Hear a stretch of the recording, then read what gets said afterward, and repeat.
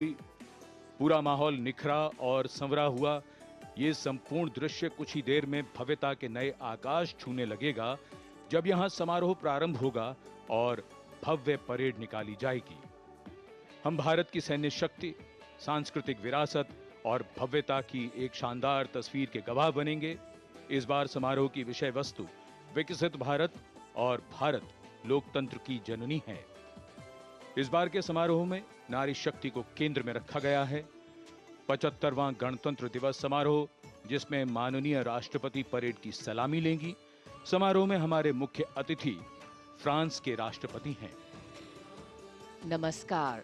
From the cold climes but warm heart of Delhi, from these perfectly proportioned and gorgeously groomed vistas, and of course from every proud Indian to another fellow citizen, 75th Republic Day greetings. Today, as this mist-mingled morning dawns over Kartavya Path, let us come together from different parts of the country, from different areas, to celebrate as one, lest we forget that we belong to a land which has nourished the seed of civilization, and that we inhabit a country where culture, creativity and camaraderie interweave to build nationhood. So today, as the tricolour umbrella of national sentiment brings us together, let each of us know and believe that we stand shoulder to shoulder as one, lest we forget. With a seating capacity of nearly 77,000, Kartavya Path today adorned with viewers from all parts of the country.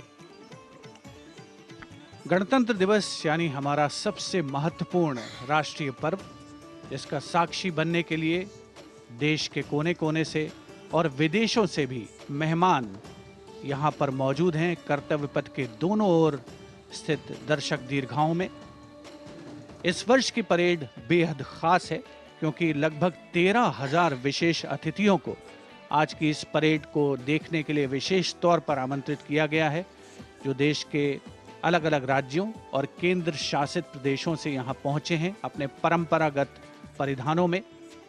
आज का भारत समृद्ध भारत है, सशक्त भारत है, विकसित भारत है, दुनिया की शीर्ष अर्थव्यवस्थाओं में शामिल हो रहा भारत है, हर क्षेत्र में आगे बढ़ रहा भारत है, संकल्प से सिद्धि की ओर अग्रसर। देश की इस गौरवमयी परंपरा का निर्वहन आज 75वें गणतंत्र दिवस पर मूर्त रूप ले रहा है, नारी शक्ति के उदय और प्रदर्शन के रूप में। Welcome to the grandest parade venue in the country on the most important day of a republic. In a few minutes, we will witness the grand spectacle of our country's military prowess, its scientific developments, glimpses of the rich cultural heritage, all on display. Each year, the parade showcases and celebrates our military might, our diversity in culture, language and traditions, musical and dance traditions, our soldiers, our veterans and our freedom fighters, many of whom are present here at this Kartavya Path. The theme of the Republic Day centers around India, mother of democracy, and Viksit Bharat, or developed India, a day of immense significance as we reaffirm the spirit of freedom. We underscore the sovereignty and self-governance bestowed on us through the Constitution.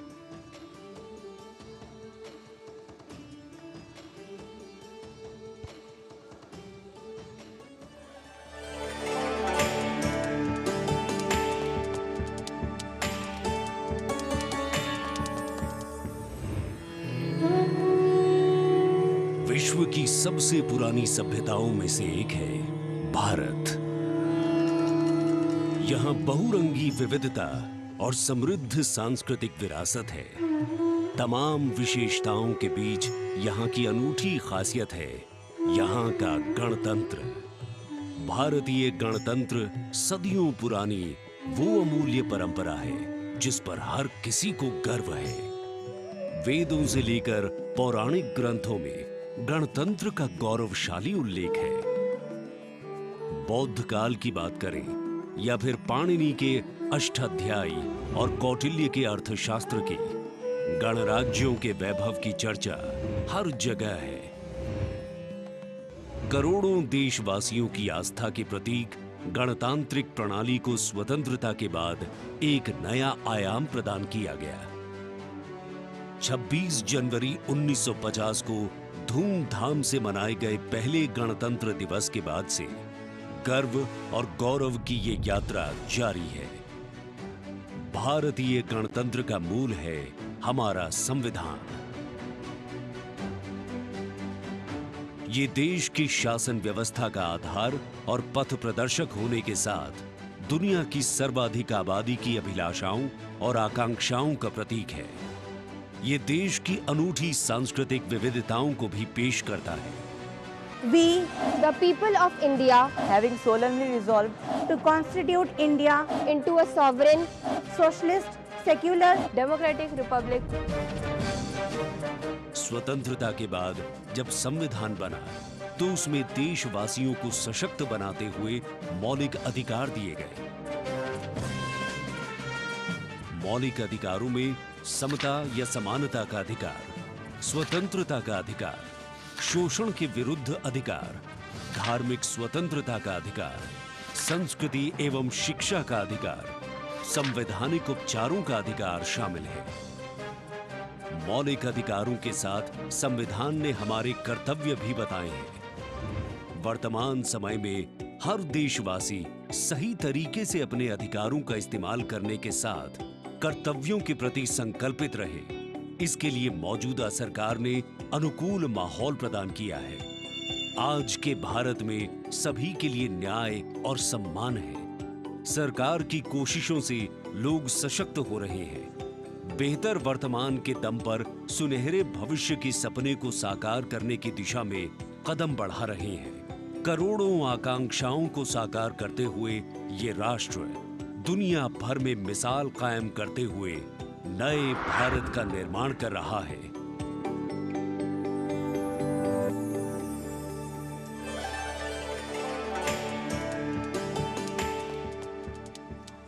The atmosphere here at Kartavya Path, reflective of that pride and joy that each one of us feels in our bones when we see and salute our tricolour. We in the commentary box will be from time to time updating you with the different aspects of today's parade. And among them, we must highlight the biggest attraction, which is the flypast by the Indian Air Force that occurs as a finale to this parade. This year, too, they are poised to put up a breathtaking show featuring 51 aircraft from the Indian Air Force, Navy and Army, of which 29 are fighter aircraft. Flying at various altitudes and speeds, these aircraft are channeled into a highly synchronized and seamless continuum, an aerial ballet worth watching. The flypast, of course, as you know, is a huge and complex exercise involving several aircraft, hundreds of personnel, many air bases, and of course, precision in terms of time. 75वें गणतंत्र दिवस का राष्ट्रीय पर्व हर भारतीय के लिए गर्व और गौरव का अवसर है। गणतंत्र दिवस के इस पावन अवसर पर राष्ट्रीयता के रंगों से दमकता कर्तव्य पथ, हजारों की संख्या में जहां पर आम जनता 42,000 टिकट आम जनता के लिए उपलब्ध कराए गए हैं और इस आकर्षक परेड में देश की समृद्ध सांस्कृतिक विरासत और उन्नत सामरिक शक्ति का अविस्मरणीय प्रदर्शन होता है और उसे पूर्णता प्रदान करता है भारतीय वायुसेना का फ्लाई पास्ट। इस वर्ष की परेड के आकर्षक फ्लाई पास्ट में 51 वायुयान भाग ले रहे हैं, जिसमें लड़ाकू विमान शामिल है, हेलीकॉप्टर शामिल है, परिवहन विमान भी शामिल है। देश की वायु सीमा की रक्षा के लिए सतत मुस्तैद भारतीय वायुसेना के कुशल पायलट्स लगातार उन्होंने कठिन अभ्यास किया है और आज आयोजित होने वाले फ्लाई पास्ट को वर्तमान स्वरूप प्रदान किया है।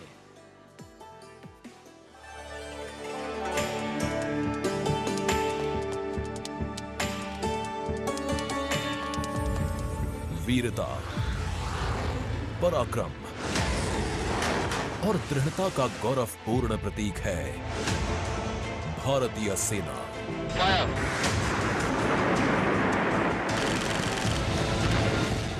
भारतीय सेना के शौर्य और अदम्य साहस के गौरवशाली प्रदर्शन को समेटे गणतंत्र दिवस पर होगा भव्य फ्लाई पास्ट।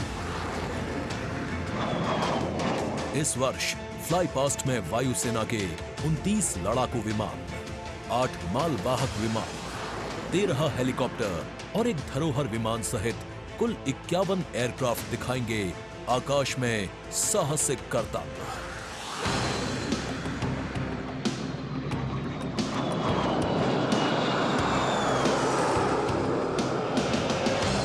कर्तव्य पथ साक्षी बनेगा तेजस, सुखोई और राफेल जैसे विमानों के हैरत अंगेज कर देने वाले एयर शो का। इस फ्लाई पास्ट में भरी जाने वाली हर एक उड़ान की होगी एक खास थीम, जो देगी विशेष संदेश। सबसे पहले आकाश में दिखेगा ध्वज फॉर्मेशन। इसमें 4 मी-17 हेलीकॉप्टर तीनों सेनाओं के झंडे और भारतीय तिरंगे को लहराकर इस पर्व को शुरू करेंगे। इसके बाद बारी होगी रुद्र की। इसमें 4 advanced light helicopter diamond formation के जरिए पेश करेंगे असाधारण करतब।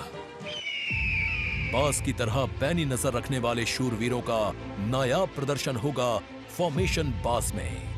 इस वर्ष गणतंत्र दिवस परेड पर नंबर 47 स्क्वाड्रन के बहादुर पायलट कर्तव्य पथ पर बास फॉर्मेशन कॉल साइन के अंदर उड़ान भरेंगे। इसमें 3 MiG-29 विमान आसमान में अपनी रोमांचकारी उड़ान से सबको कर देंगे चकित। एयर शो का दूसरा हिस्सा देखने को मिलेगा गणतंत्र दिवस परेड के बाद। सबसे पहले बारी होगी प्रचंड फॉर्मेशन की। अर्जुन फॉर्मेशन में एक C-295 और 2 C-130 विमान अपने प्रदर्शन से आपको रोमांचित कर देंगे। मुझे अत्यंत गर्व है कि मेरे अफसर और वायु सैनिक इस गणतंत्र दिवस फ्लाई पास्ट के हिस्सा हैं। इसके बाद अगले कुछ मिनटों तक आसमान में हैरत अंगेज कारनामों से आपको रोमांच में सराबोर करने के लिए वायु योद्धा पेश करेंगे तिरंगा फॉर्मेशन। इसमें शामिल होंगे 5 Sarang advanced light helicopter. 200 squadron की तरफ से देश के 75वें गणतंत्र दिवस की हार्दिक शुभकामनाएं। इसके बाद 2 सुखोई 30 और एक Boeing E-7 airborne early warning and control system करतब दिखाने के साथ ही अपनी ताकत का प्रदर्शन करेंगे नेत्र फॉर्मेशन में। I will be flying in Su-30 MKI aircraft alongside the Embraer aircraft in Netra formation. Varun formation में नौसेना के long range patrolling aircraft P-8I 2 Sukhoi 30 विमानों के साथ उड़ान भरेंगे। ये मेल अपने आप में शानदार होगा। I'll be flying in Varuna formation along with P-8I in Su-30 MK aircraft. जोश अपने चरम पर होगा जब वायु सैन्य शक्ति में इजाफा करने वाले एक C-17 विमान और 2 सुखोई 30 मिलकर बनाएंगे Bhim formation. I'll be flying with C-17 as Bhim formation in the Republic Day flypast. आकाश में नजरें टिक जाएंगी जब 4 तेजस विमान डायमंड शेप में प्रस्तुत करेंगे फॉर्मेशन तेजस। गणतंत्र दिवस के इस अवसर पर हम 4 तेजस विमान डायमंड फॉर्मेशन में उड़ाएंगे, जिसमें कि 3 विमान विक फॉर्मेशन में होंगे और चौथा विमान सामने वाले विमान के बिल्कुल पीछे और नीचे रहेगा। गणतंत्र दिवस की शोभा और बढ़ जाएगी जब 6 जैगुआर विमान एरो हेड शेप में बनाएंगे फॉर्मेशन अमृत। मेरे फॉर्मेशन में 6 जैगुआर है। हम 26 जनवरी को कर्तव्य पथ पर एरोहेड फॉर्मेशन में फ्लाई पास्ट करेंगे। इसके बाद राफेल की गर्जना से एक बार फिर गूंज उठेगा कर्तव्य पथ। बजरंग फॉर्मेशन में 6 राफेल विमान अपने हैरत अंगेज कारनामों से सबको कर देंगे स्तब्ध। 1000 फीट की ऊंचाई पर 3 सुखोई 30 लड़ाकू विमान आसमान में धुएं से बनाएंगे त्रिशूल फॉर्मेशन। इस गणतंत्र दिवस के अवसर पर नंबर 220 स्क्वाड्रन के 3 सुखोई 30 विमान त्रिशूल फॉर्मेशन में गणतंत्र दिवस परेड में हिस्सा लेंगे। सबसे अंत में होगा विजय फॉर्मेशन। इसमें एक राफेल विमान वर्टिकल चार्ली का विहंगम दृश्य पेश कर दर्शकों को कर देगा मंत्रमुग्ध। तो इंतजार कीजिए उस रोमांचक और भव्य फ्लाई पास्ट का जिसे वायुसेना ने आपके लिए तैयार किया है।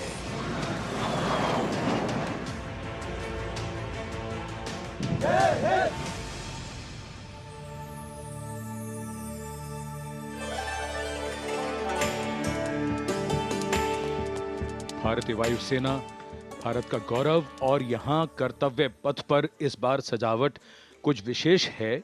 यहाँ पर भारतीय वस्त्र कला को कर्तव्य पथ के दोनों ओर अनंत सूत्र के माध्यम से दर्शाया गया है। 26 राज्यों के 136 विशेष मेहमान यहाँ मौजूद हैं और साड़ियों, परिधानों और पर्दों को यहाँ फ्रेम्स में कर्तव्य पथ के दोनों ओर सजाया गया है। इनमें 150 वर्ष पुरानी साड़ी भी है और हर फ्रेम के नीचे एक QR कोड है जिसे स्कैन करके उस परिधान और वस्त्र के बारे में पूरी जानकारी प्राप्त की जा सकती है। संस्कृति मंत्रालय की ये पहल और कर्तव्य पथ पर अनंत सूत्र का संदेश देने के लिए विशेष मेहमान 136 विशेष अतिथि अलग अलग दीर्घाओं में यहाँ पर मौजूद हैं, जिन्होंने अपने प्रदेश की पारंपरिक वेशभूषा का यहाँ पर प्रदर्शन किया है। विशेष अतिथि, जैसा हम सब जानते हैं, कुल 77,000 दर्शकों के बैठने की जगह है, 42,000 आम जनता के लिए और 13,000 विशेष अतिथि, और इनमें वो भी शामिल हैं जिनका जिक्र माननीय प्रधानमंत्री ने मन की बात में किया। With 108 episodes to its credit, Mann Ki Baat remains a unique and outstanding radio program, standing out as one of its kind globally. This distinctive initiative, introduced in 2014 by Prime Minister Narendra Modi, establishes a remarkable communication endeavour that forges a direct and informal connection with the citizens of India, addressing a broad spectrum of issues from social initiatives to culture and heritage, youth and education, health and environmental concerns. The radio program serves as a crucial instrument in fostering unity by transmitting the PM's thoughts and perspectives to the public. Its significance transcends conventional governance, acting as a platform that not only imparts information but also establishes connections, bringing together the diverse fabric of the Indian populace.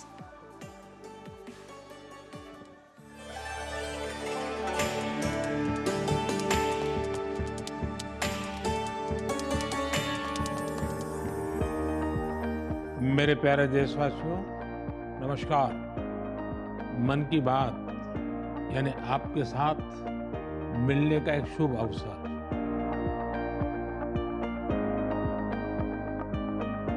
मन की बात यानी माननीय प्रधानमंत्री श्री नरेंद्र मोदी से जन जन की बात।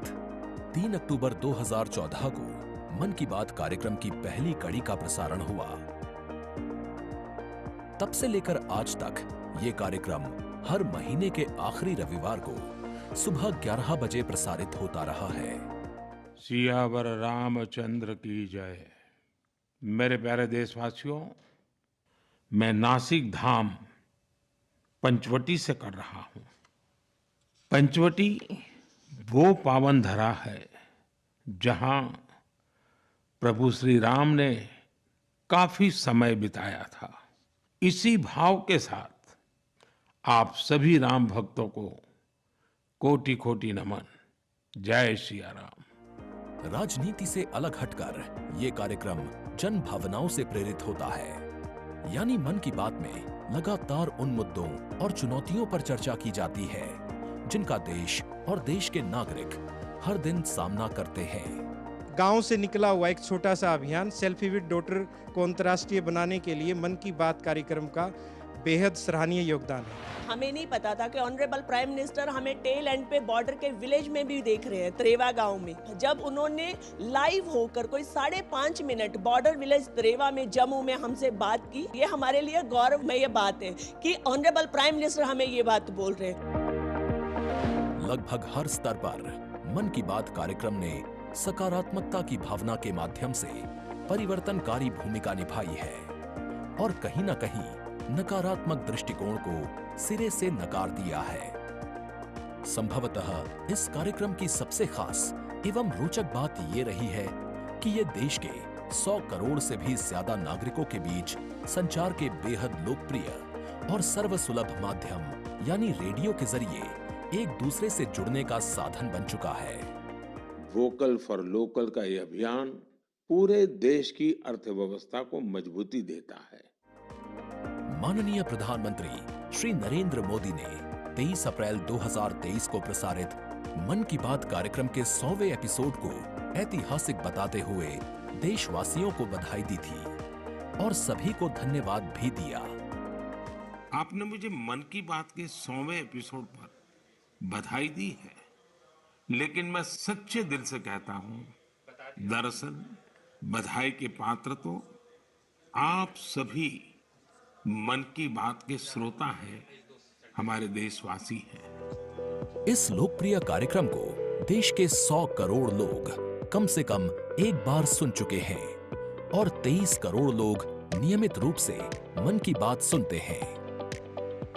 22 भारतीय भाषाओं और 29 बोलियों के अलावा मन की बात का प्रसारण 11 विदेशी भाषाओं में भी होता है।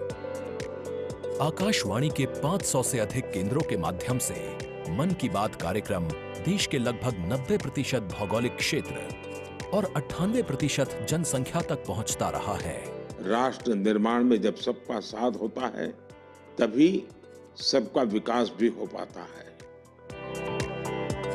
27 जनवरी 2015 को अमेरिका के तत्कालीन राष्ट्रपति श्री बराक ओबामा भी प्रधानमंत्री श्री नरेंद्र मोदी के साथ इस कार्यक्रम में शामिल हुए थे। I'm told this is also the first ever radio address by an Indian Prime Minister and an American President together, so we're making a lot of history.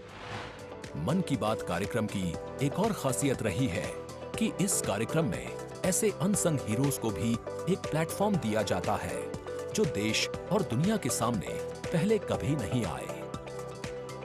जो मुझे साहस मिला है वो मन की बात के माध्यम से मिला है। जो हम लोग कार्य कर रहे हैं, हम लोगों को एक बड़ा मंच दिया है और लोगों की सेवा करने का जो मौका मुझे मिला है, उसके लिए मैं और महिलाओं को भी प्रेरित करना चाहूँगी। ऐसे प्रधानमंत्री जी जिन्होंने दिल्ली पर्सनली बुलाया, प्रोत्साहन दिया, पूरे दुनिया में इसकी एक बहुत ज़्यादा प्रमोशन हो गई और सबको काम मिला, इतने सारे फार्मर्स को लाइवलीहुड मिला। कोरोना काल के दौरान प्रधानमंत्री के मन की बात के एपिसोड्स में कोरोना योद्धाओं का नाम लेकर प्रधानमंत्री जी ने देशवासियों से उन्हें सम्मानित करने की अपील की और देश के नागरिकों को वैक्सीन के विकास के चरणों से अवगत कराया। इस लड़ाई के अनेकों योद्धा ऐसे हैं जो घरों में नहीं, घरों के बाहर रहकर कोरोना वायरस का मुकाबला कर रहे हैं। जो हमारे फ्रंटलाइन सोल्जर्स हैं, पैरामेडिकल स्टाफ हैं, ऐसे साथी जो कोरोना को पराजित कर चुके हैं, आज हमें उनसे प्रेरणा लेनी है। 3 अक्टूबर 2014 से अब तक की अपनी अविस्मरणीय यात्रा के क्रम में मन की बात कार्यक्रम एक जन आंदोलन बन चुका है।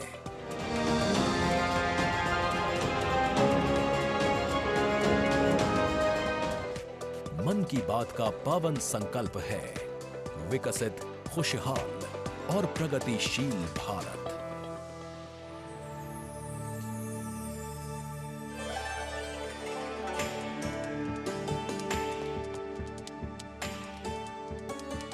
In fact, it's also very heartwarming to note today that many people who were specially mentioned in the Man Ki Baat program by the Prime Minister have also been invited here as special invitees by the PMO.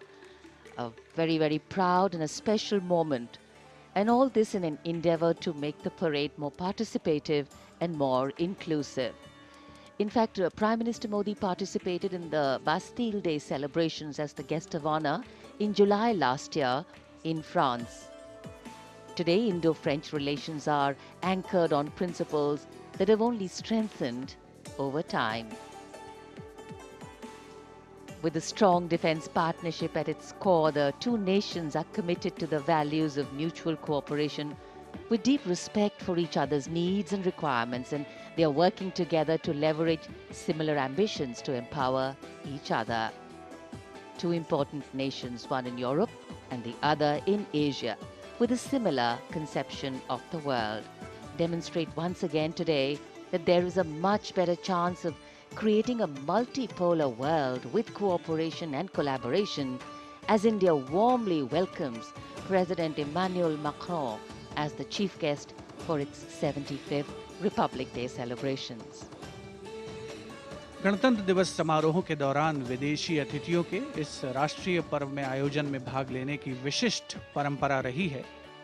26 जनवरी 1950 को Irwin stadium पर आयोजित पहले गणतंत्र दिवस समारोह में Indonesia के राष्ट्रपति डॉक्टर सुकर्णो मुख्य अतिथि थे और यह परंपरा आज भी 75वें गणतंत्र दिवस पर निर्बाध रूप से जारी है। इस बार के हमारे खास मेहमान हैं फ्रांस के राष्ट्रपति श्री इमैनुअल मैक्रों। भारत और फ्रांस, एक और खास बात है, इस वर्ष रणनीतिक साझेदारी की रजत जयंती मना रहे हैं। कुल मिलाकर ये छठा मौका है जब फ्रांस के नेता मुख्य अतिथि के तौर पर गणतंत्र दिवस समारोह का हिस्सा बन रहे हैं। और एक और खास बात है कि भारत और फ्रांस आपसी सहयोग से और स्वतंत्र रूप से भी बदलते वैश्विक परिदृश्य में अहम भूमिकाएं निभाते आए हैं।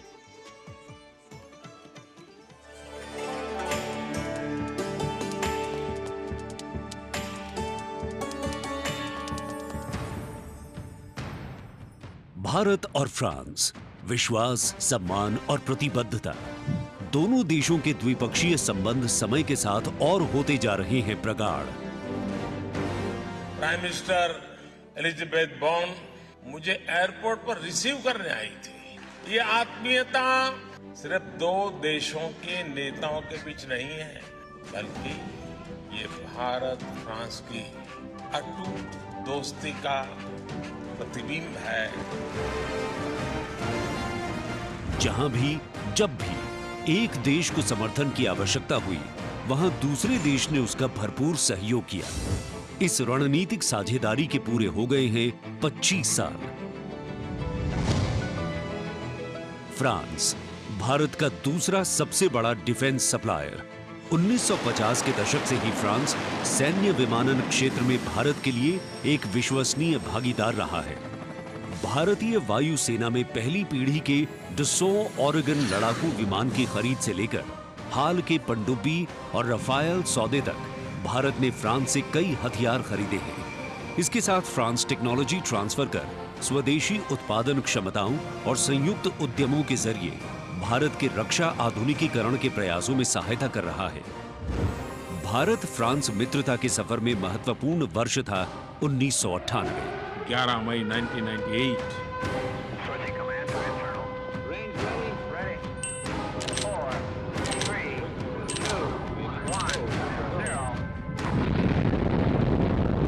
जब भारत ने एशिया में उभरती हुई महाशक्ति के रूप में परमाणु परीक्षण किया, तब तत्कालीन फ्रांसीसी राष्ट्रपति जैक शिराक ने भारत का साथ दिया। पिछले 2.5 दशकों में भारत फ्रांस रणनीतिक साझेदारी के तहत आपस में शांति, सुरक्षा, समुद्री सुरक्षा, जलवायु परिवर्तन, अंतरिक्ष, व्यापार, निवेश, शिक्षा और संस्कृति जैसे महत्वपूर्ण क्षेत्रों में सहयोग करते रहे हैं। सबमरीन हो या फिर नौसेना के जहाज, हम चाहते हैं कि मिलकर केवल अपनी ही नहीं, तीसरे मित्र देशों की जरूरतों को भी पूरा करने के लिए हम काम करें। भारत और फ्रांस की विदेश नीति लगभग एक सी है। दोनों ही देश स्वतंत्र रणनीतिक स्वायत्ता में यकीन करते हैं। सुरक्षा परिषद का स्थायी सदस्य होने की वजह से फ्रांस ने काउंटर टेररिज्म, आतंकियों पर लगाम लगाने और मिसाइल कंट्रोल रेजीम में भारत का साथ दिया है। हमारे सशस्त्र बल नियमित बातचीत कर रहे हैं और पूरा योगदान कर रहे हैं ताकि इस क्षेत्र में शांति और सुरक्षा बनी रहे और अंतर्राष्ट्रीय कानून का सम्मान रहे। आपसी सौहार्द बनाए रखते हुए प्रधानमंत्री नरेंद्र मोदी ने 14 जुलाई को पेरिस में आयोजित फ्रांस के राष्ट्रीय दिवस समारोह बेस्टियर डे परेड में सम्मानित अतिथि के रूप में भाग लिया।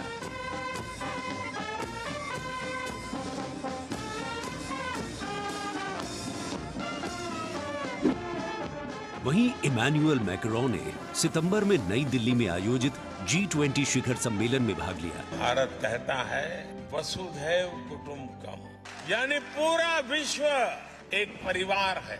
इसी भावना के साथ भारत और फ्रांस 21वीं सदी की अनेक चुनौतियों से निपट रहे हैं।